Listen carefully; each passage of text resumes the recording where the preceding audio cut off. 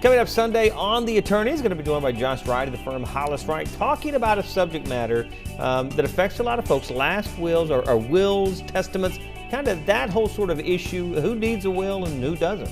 Yeah, it's a great topic because, there are a couple different ways when you pass away that your money and your assets are allocated. One is through state law, where the state has kind of drafted a will for you. Right. And one is where you get to direct it based on your actual wishes when you draft a will or a trust.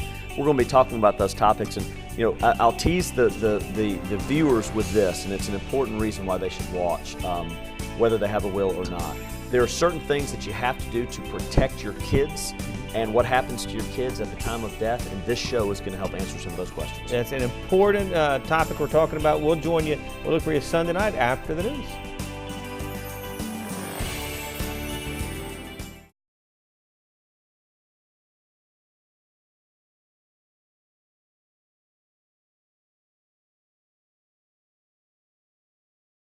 Car crash cases, defective products, dangerous drugs, injuries, and abuse. Across the state of Alabama, the attorneys, proudly sponsored by the law firm of Hollis Wright, are here to serve you. Your tough legal questions answered by our experts. The attorneys with Josh Wright from the law firm of Hollis Wright and host David Lamb. Hello and welcome into The Attorneys. Thank you for spending your Sunday evening with us. For the next half hour, we've assembled a panel of experts, and they're here to take your questions. You can call, text, email to join the conversation. That information at the bottom of the screen. Also, remember, there is an attorney standing by to speak with you for the next half hour, so please take advantage of that opportunity. Leading our conversation tonight, as he often does, from the firm of Hollis Wright, Josh Wright. Good to see you, sir. You too. Hope you're doing great. Doing well. Did you have a good week? I did. You? Things good? Yeah, everything's good. I like it. We need to introduce like this more. Yeah, more chit-chat. Let people know we actually like each other. Behind the scenes. Yes. Well, we like you. We also like Shannon Dye. Shannon, thank you so much for being on today. Shannon is an expert in the area of wills and trusts. Good. And this is going to be a great topic because at one time or another, we're all going to be influenced by a will or a trust, whether it's an aging parent or whether it's for our family. And it's something that's relevant and pertinent to the viewers as we all age and get older, and even for some of the young people. So first of all, thank you so much for being on today. Well, thank you for having me. Tell me this, this is a unique area of the law. How did you get involved in this area of the law to start with? It is a unique area, and actually I have a little bit of a background in litigation and kind of came out of law school practicing in that area, but I kind of saw the counselor role that I was more interested in taking on as an attorney, and so that kind of led me to practicing in the area that I practice now, kind of helping people on the front end solve problems that maybe should have been helped before it gets down to litigation. Well, and that's really kind of what this role is, a counseling role, because you're counseling people through the importance of having a will set up, etc. Let's kind of jump off from the start here and talk about it from this perspective. People either die with a will or without a will. Is that fair? Correct. All right. If they die without a will, there's often concern, and we get questions sometimes with cases that we have. Does the state get all of my stuff? There's a law out there for people that die without a will that at least allocates their possessions and their the things that they've acquired in life out. Is that fair? That's true. Okay, and that's through intestate succession? That's right. All right.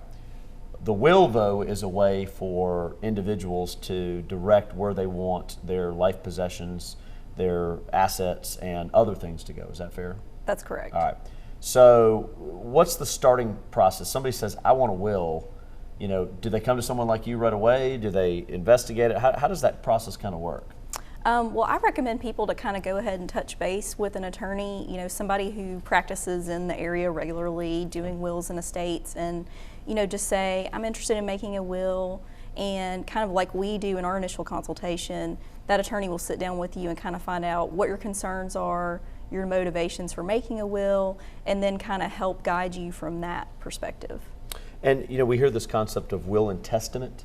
Is that the same thing, or what is the testament component to it? It is. Will and testament, that's the same. It's all one document. Okay. In a typical year, how many clients are you consulting on these types of issues? I mean, a ton? Maybe a few hundred. Wow.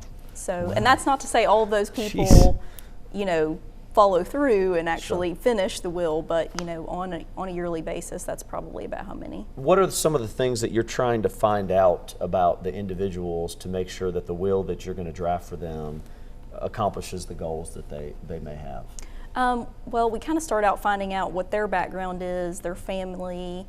Do they have children? Are they married? Have they been married before? Kind of trying to figure out what those familial relationships are, and then also too what their assets are, what they own. Do they own any real property, personal property, business interests, things like that?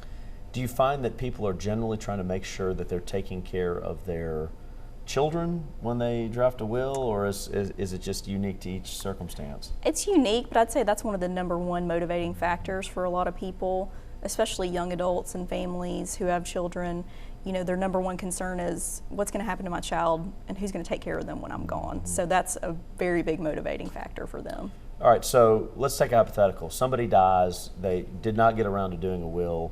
Kind of what happens in general terms? We hit it at the top of the show, but explain how that process works so that we can kind of work our way into why having a will is preferable. Sure, absolutely. If you die without a will, as you mentioned, it goes through the laws of intestacy. So basically, if you don't write a will, I tell people Alabama has written one for you. Okay. And so there's actually a code section. May not be the best thing to happen, but I like that. I like that phrase. That's good. There's actually a code section under Alabama law that spells out, depending on your family situation, how your things are to be distributed. The problem is that if you don't write a will and you don't name somebody to be in charge of taking care of those things, like an executor or personal representative, then it's kind of a race to the courthouse of whoever gets there first. And so it might be someone that you don't feel comfortable in that role, taking on that role, in the end, if you don't dictate it up front. At the end of the day, though, regardless of who serves as the administrator in the intestacy, the assets are still allocated consistent with the same law that would have been applicable regardless? That's right. Okay. So, I've heard circumstances of where somebody passes away without a will and they have married a second wife, they have children with one wife and then a child with the second wife. That is treated uniquely as to how you divide those things up versus the Beaver Cleaver family, like many people grew up with a mom and a dad together at the end and children. I mean, they're right. Totally unique, aren't they? Right, and that becomes, it's a lot bigger of an issue now with so many blended families, in our society. And yes, those are treated completely differently. So if you have traditional, mom and child, then the mom is going to get a greater share than in the circumstance where there's children from a previous marriage. Mm-hmm. And in that scenario, whereas you may have wanted your wife to inherit everything, she may not, and she may actually inherit a lot less than she was counting on. Gotcha. Do you think everyone needs a will? I do, absolutely. I think it's really important. We have a lot of people ask that question and they say, well, I may not have a lot, or right. They tend to think of estate planning as something that's just for people who are wealthy. Yeah. But that's simply not the case, and there's just a lot of things, wishes, your burial wishes, for instance, right. All kinds of other things, that the only way to communicate that is mm-hmm. with a will. A question we've got here: can I use an online service or purchase software to draft my will? That's a good question. That's a question we get a lot at mm-hmm. our office, and the answer is you can, but we don't believe that it is the best avenue. For most people, especially when you have a scenario like the blended family situation, when you have minor children, you have a lot of other issues that those services don't take into account. Right. Those services typically are just drafting a sort of one-size-fits-all will. Kind of cookie cutter. Right, yeah. Exactly. And they may not be taking into account all the laws in Alabama that right. might be applicable in a will and testament. I know we're going to break. When we get back, I want to talk about, in general terms, for non-complicated wills that are drafted, what people can expect financially to pay for some of that stuff. Okay. I don't want to get too in depth with the business here, but we're going to kind of talk about that because I think people think that they can't afford a will, and the reality is I think they're going to find out that they can. Okay. All right.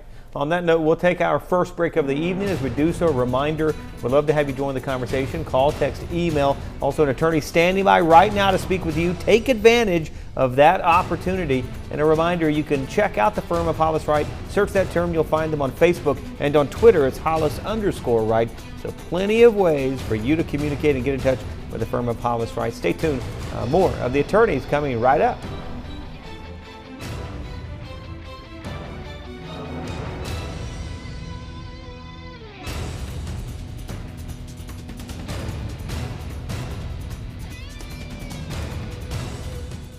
I'm Carter Clay with the law firm of Hollis Wright. Thanks for watching The Attorneys on WVTM 13. Now we hope you, a friend, or a loved one never need legal counsel for a case. But if you do, the goal of this show is simple: to provide answers and legal counsel when you need it the most. Your call to the show is free, so if you have questions specific to this show or related to other specific legal matters, call, email, or text us to talk with one of our lawyers. You can also follow us on Facebook or Twitter to learn about important legal news that could affect you or your family member. Or simply contact us by going to WVTM13.com and click on the attorney's link. Now we know your time is valuable, so thank you for spending it with us and for watching The Attorneys right here on WVTM 13.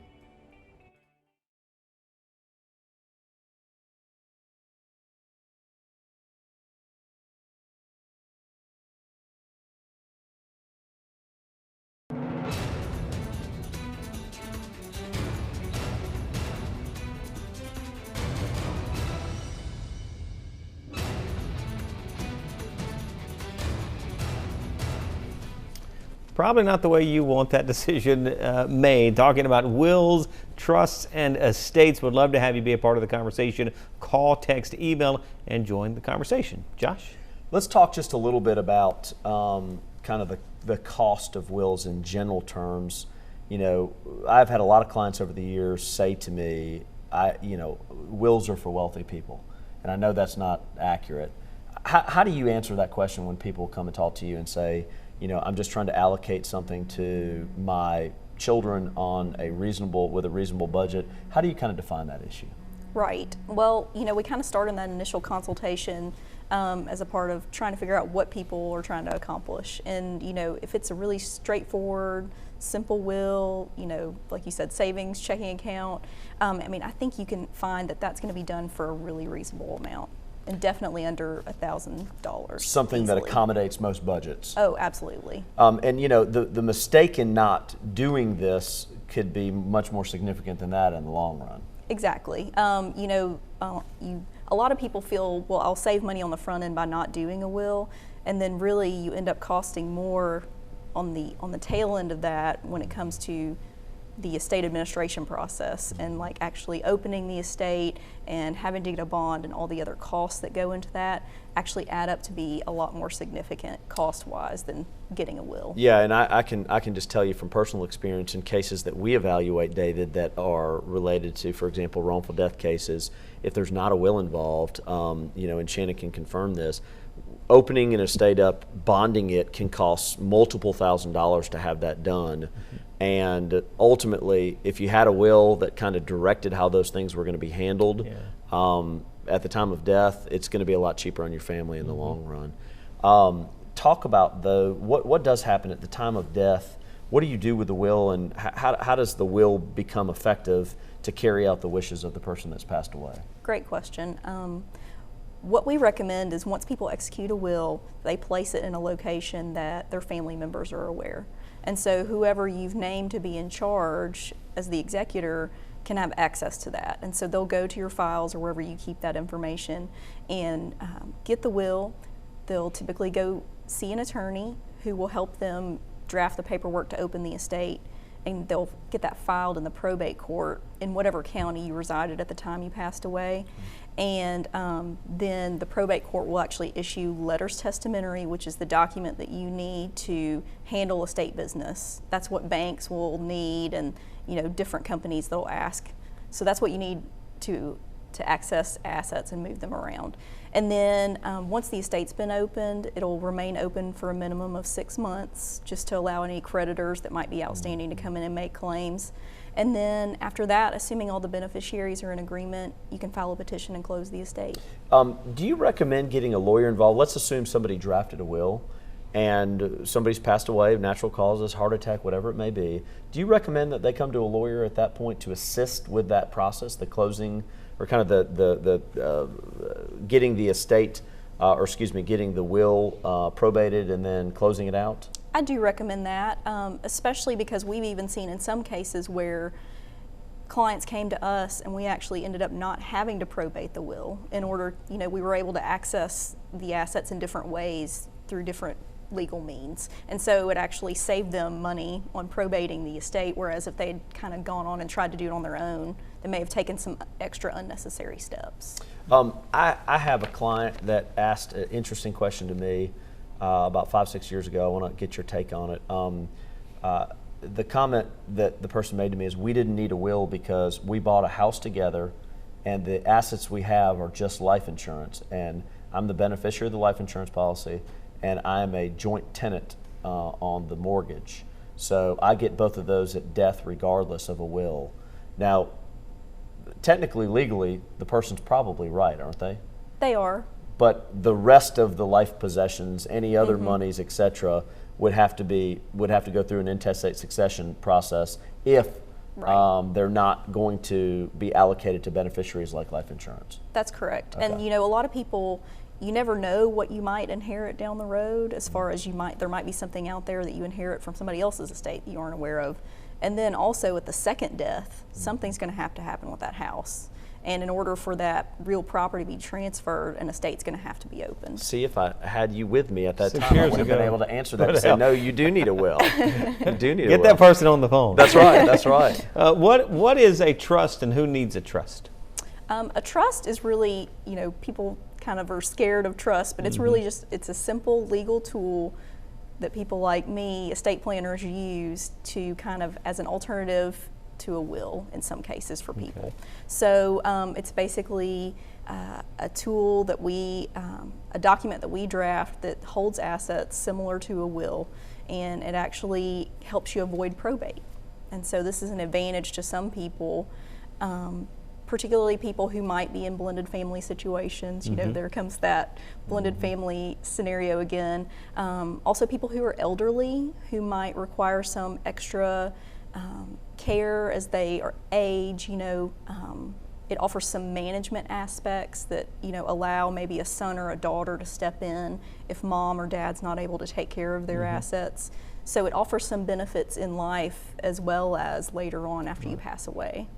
Okay. When we get back, because I know we're getting ready to go to break, I want to talk a little bit more about trust, and I also want to talk about how a trust can carry out the intent no different than a will. I think that's kind of what Shannon was alluding to, but the trust actually can be a more efficient document than the will in certain circumstances. All right, time for our final break of the evening. As we do so, a reminder of how you can join the conversation. Just time enough for you to get your call, text, or email into us, and we'll pass it along. Stay tuned. The final segment of The Attorney is coming right up.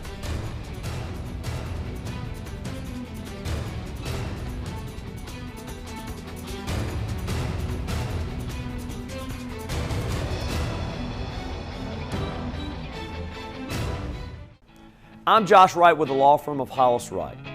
Now, serving on a jury can be confusing because there's some information that the attorneys in the case aren't allowed to tell you. And in wrongful death cases, it might surprise you. In tonight's Legal 4-in-1, we're answering the question, what evidence is allowed in a wrongful death case? That's a case where one person's conduct caused the death of another. A wrongful death case is a civil cause of action for someone's death where money damages may be awarded, not jail time. In these cases, a lawyer can only talk about punishing and deterring the defendant for causing the death. That leaves out a lot of information about the person who died, including how that person's death has affected his family and his community. The reason lawyers only talk about punishing and deterring the defendant in these cases is this. In a death case, at the end of the trial, the judge will read a jury charge which says the following.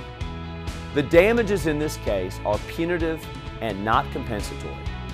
Punitive damages are awarded to preserve human life, to punish the defendant for its wrongful conduct, and to deter or discourage the defendant and others from doing the same or similar wrongs in the future. This means that in Alabama, lawyers cannot talk about how great the loss was to a person's family or friends for that death. They can't talk about lost wages or the financial impact on that person's family. Lawyers can't mention how much that person loved his wife, kids or grandkids, or what it would have meant to walk a daughter down the aisle, for example, in her wedding. In short, lawyers cannot talk about all the things that a person who died at the hands of another missed out on in his own life. In Alabama, the legislature said you can't put a value of someone's life. So as lawyers, what we can do, the only thing we can do, is ask that the defendant is deterred and punished for the wrongful conduct that caused the death in the first place. We can ask that the jury send a message, a loud message, to prevent such types of death in the future. For example, if a truck driver caused a crash where someone died, the jury can send a message by making the truck driver pay money damages. The hope is that other drivers will be discouraged from the dangerous conduct that caused the death. As attorneys, we often wish we could submit more evidence to the court about the person who died, but unfortunately, we can't. If you are ever a juror on such a case, please keep in mind what I've told you today about wrongful death cases. Remember, your call, email, or text to the attorneys is free. All of us at Hollis Wright want to help answer your questions on real issues you face. A competent lawyer will respond to every question you send in. That's our pledge and promise to you.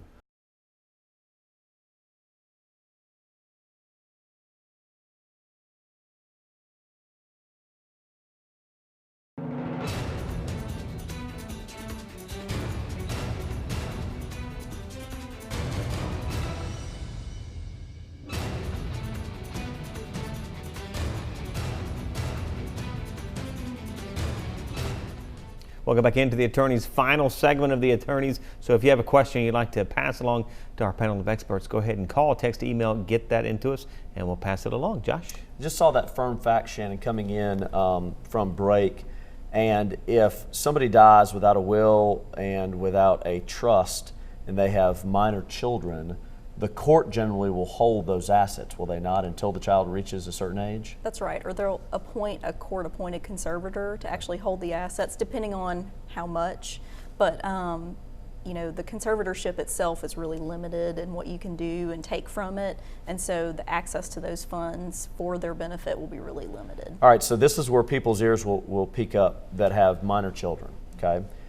If I have a minor child and I want to do estate planning with a person like you, are there ways that you can appoint who the person will be over the children and appoint how their money will be spent for their benefit during the time that they're still in their minority?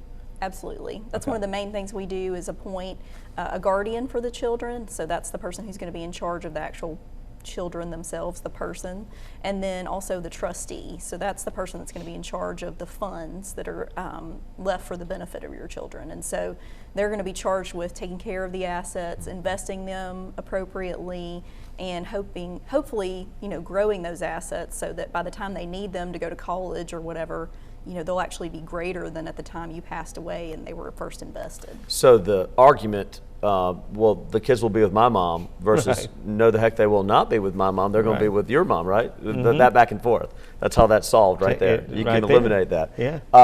Tell us just in general terms from a trust perspective, how is a trust more efficient than a will when it comes to death if somebody decides they want to do a trust as opposed to a will? Well, a trust actually allows you to avoid probate. So if you draft and execute a trust during your life, that trust actually, under the Alabama law, can be administered without having to go to court. Okay. So you appoint a trustee, which is similar to your executor, who's in charge and handles all your assets. So it's just like a will in the process, really, except for you are able to skip the step of probate. filing into probate. Exactly. A question here, what if I have a loved one with special needs? That's a really important question. We get that a lot. You know, a trust is actually an appropriate vehicle for them. Kind of the old school way of planning, what a lot of people did to avoid disrupting any government benefits that that person might be on, is just kind of disinherit them entirely. And really now, with the tools we have at our disposal, we don't have to do that. And we can actually use what's known as a special needs trust and set one up for that person with special needs to help care for them during their life. And the reason Shannon mentioned disinheriting them completely was the old school of thinking, is because if you receive a certain amount of assets, a certain amount of money, you may lose benefits like Medicaid, you may lose benefits like Social Security, and those types of things. So now there are ways, as Shannon was mentioning, to set up special needs trusts, which we do a lot in wrongful death cases, where you'll set a special needs trust up to ensure for that child on a moving forward basis, but not to disrupt in any respect the benefits that they're currently receiving. And it siphons the money out to them over a period of time, and that at certain ages they have the ability to receive that money. Another question we have here I want to try to get to: what happens to my life insurance or retirement assets when I die? That's a good question. Those assets, those pass outside your will. And so typically when you take out those policies or start those retirement accounts, you have the ability to designate a beneficiary. And so we always counsel clients to make sure you go back and check those on a regular basis, particularly after you get your will in place, to make sure that that is passing in accordance with your wishes under the will, because sometimes it may not. We've had clients who left it to previous wives or whoever because they failed to go back and change them. So yeah, what happens, and I know a question we often get, is my will from 15 years ago still effective, or do I need to update my will? I mean, how does that work? It is still effective, but we recommend people update them more often than that, actually every 3 to 5 years, or if there are any significant life changes. And that's just to make sure that the will kind of comports with what your wishes are, but also that it matches up with any changes to the law. All right. That's good stuff. We're about out of time, but just enough time to give a final thought. Shannon, we'll start with you. Kind of a closing comment and a thought you want to leave our viewers with tonight. Sure, absolutely. I just wanted to let you all know that I think it's very important for everyone out there to have a will or a trust in place, and I think that it's affordable for everyone. We try to make it as affordable as we can, and so we would just urge you to go seek counsel from an attorney who practices in this area regularly that might be able to give you some good advice about how to proceed forward with drafting your will or trust. And the only thing I'd say is go to smart people like this. So, if somebody, my mom asked me the other day, can you do a will for me? And I had to say, Mom, I'm sorry, but I do these things well. Right. I'm not a will person, and so I was able to get her with somebody that could help where she lives in Florida. But at the end of the day, you got to get to people in certain areas of the law that understand the law. And Shannon's group and her partner understand that area of the law, and they can lead, guide, and direct you through the process. And we always talk about the fact that sometimes in circumstances you're going to need lawyers to help you. This is one of those circumstances. You really don't want to try and do this on your own if you don't have to. Your focus should be to make sure that it's done right, and then it's complete, and you can take that as a checklist and kind of cross it off as being completed. Right. So you want to go to somebody like Shannon, and if people forget about this show and they have questions, they can call us and we'll get them in touch with Shannon, and that will make sure that they're well taken care of. You were talking about probably the number one reason folks don't get a will is because they can't afford it, I guess. I mean, maybe number two, I guess, the time and trouble to do so, but it's probably not that much, doesn't take that much time or trouble, I would think. No, not at all. And I mean, and most times we can kind of sit down with somebody and in less than an hour figure out what they need and kind of spell that out for them and get it done within a couple of weeks, as quickly as they need to. And with some of the nightmare stories you hear of families battling it out and just a mess, it'd be worth the expense and also the time and trouble. Thank you so much for being on, Shannon. I really do appreciate it. I think you provide a great service to people that are watching tonight. I agree. Thank you all for being with us. Thank you for joining us as well. We are very grateful that you join us each and every week as we wrap things up. If there's a question that you would like to have answered, a way that you can get it to the firm of Hollis Wright, call, text, email, please feel free to do so. We welcome those and look forward to that feedback. Thanks so much for joining us. We'll look for you next week right here on The Attorneys.